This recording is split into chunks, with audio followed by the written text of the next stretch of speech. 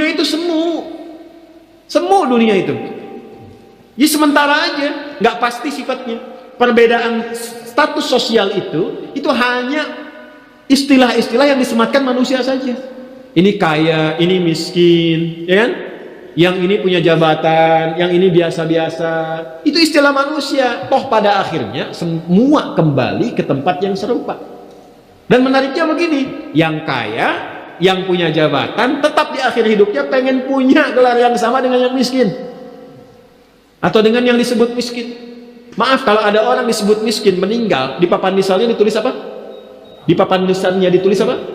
Almarhum. Yang kaya juga kan pengen sama disebut almarhum. Iya kan?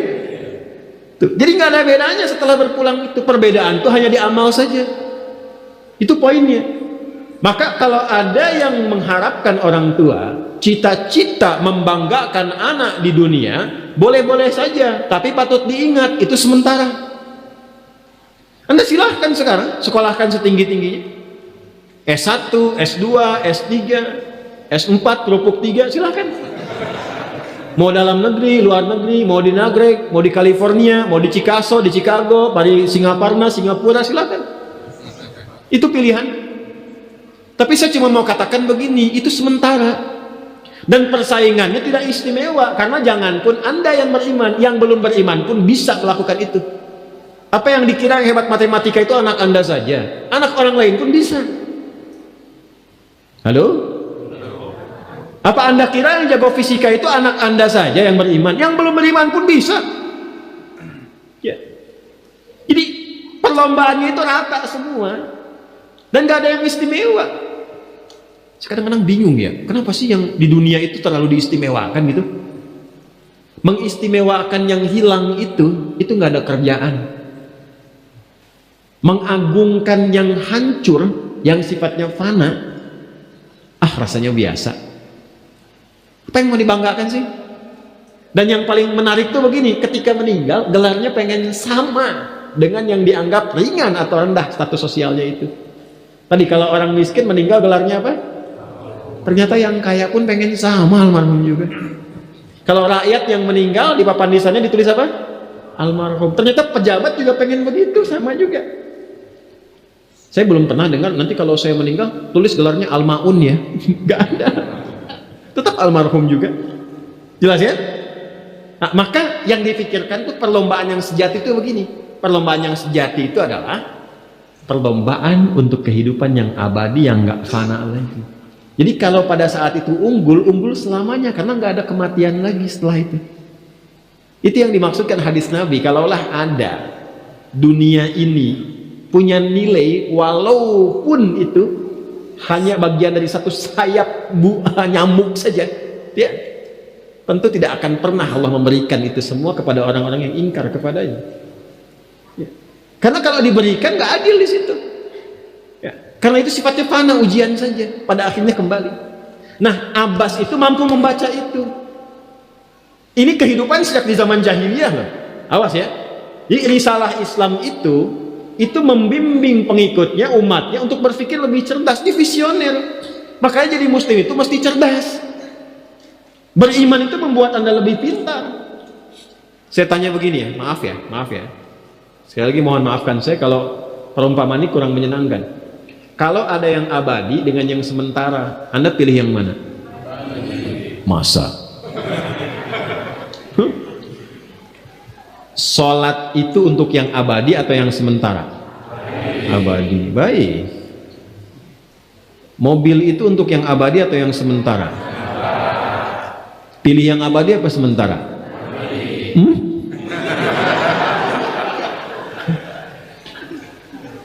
Di Kiai itu ada mobil Innova tuh. Siapa yang besok memilih tidak sholat subuh, pilihannya pilih Innova atau pilih sholat subuh? Yakin?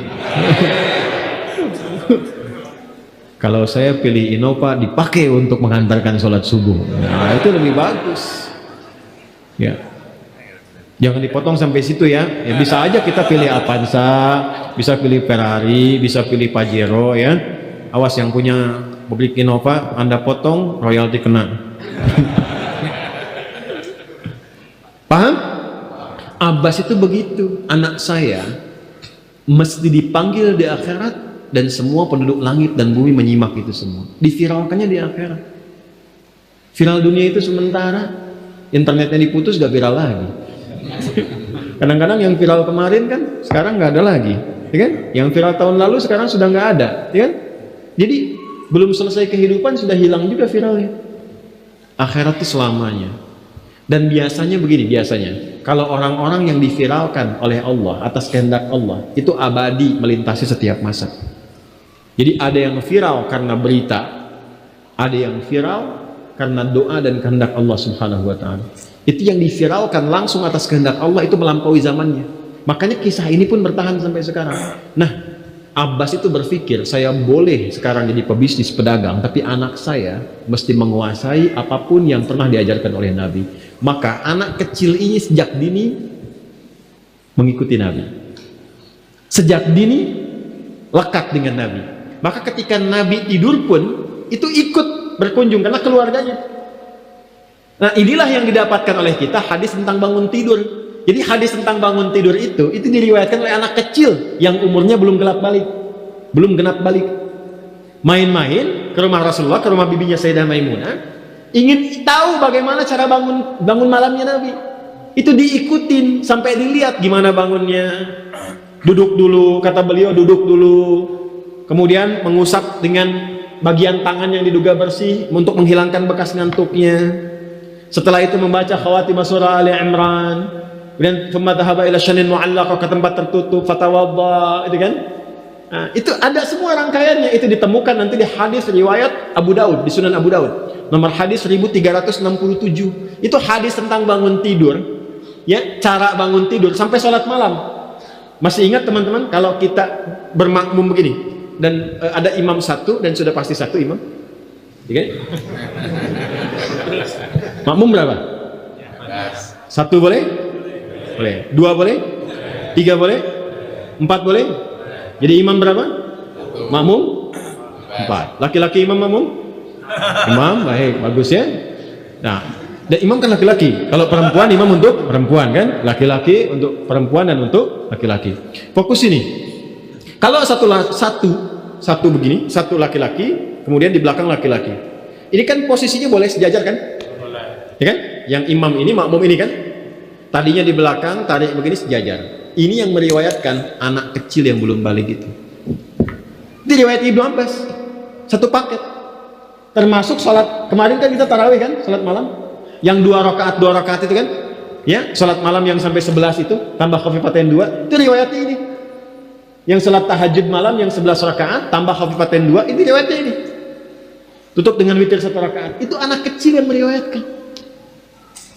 Dan tahukah Anda, sepeninggal Nabi SAW, Abbas bapaknya ini hafal 200 hadis, anaknya Abdullah hafal 2000 hadis.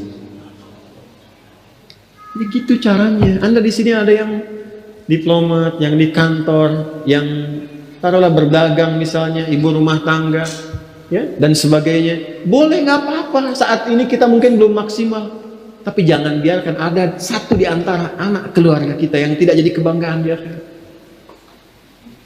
Tolong ya, tolong pulang dari sini dilihat anak Allah titipkan kepada saya berapa anak. Tolong siapkan jadi kebanggaan akhirat. Satu aja jadi ahli Quran. Untuk pelita di rumah tuh, penghilang kesedihan, penghilang kegelisahan, mendatangkan semangat. Itu demi Allah saya katakan, gak ada yang paling indah kecuali saat ayah pulang ke rumah. Tiba kemudian dia melihat anaknya yang kecil sedang murajaah. Amma yatasaalun, bahkan surat yang bapaknya sendiri belum hafal.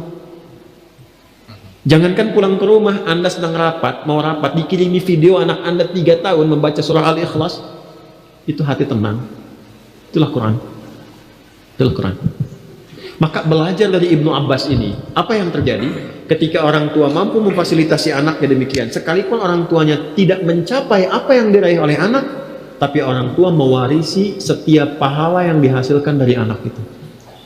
Karena itulah setiap hadis yang diriwayatkan oleh Abdullah kecil ini, Ibnu Abbas, maka semua doa tersambung bukan hanya untuk beliau, tapi juga untuk keluarganya, untuk orang tuanya. Karena itu kalimatnya bukan radhiyallahu taala anhu tapi anhuma, untuk Abdullah dan bapaknya.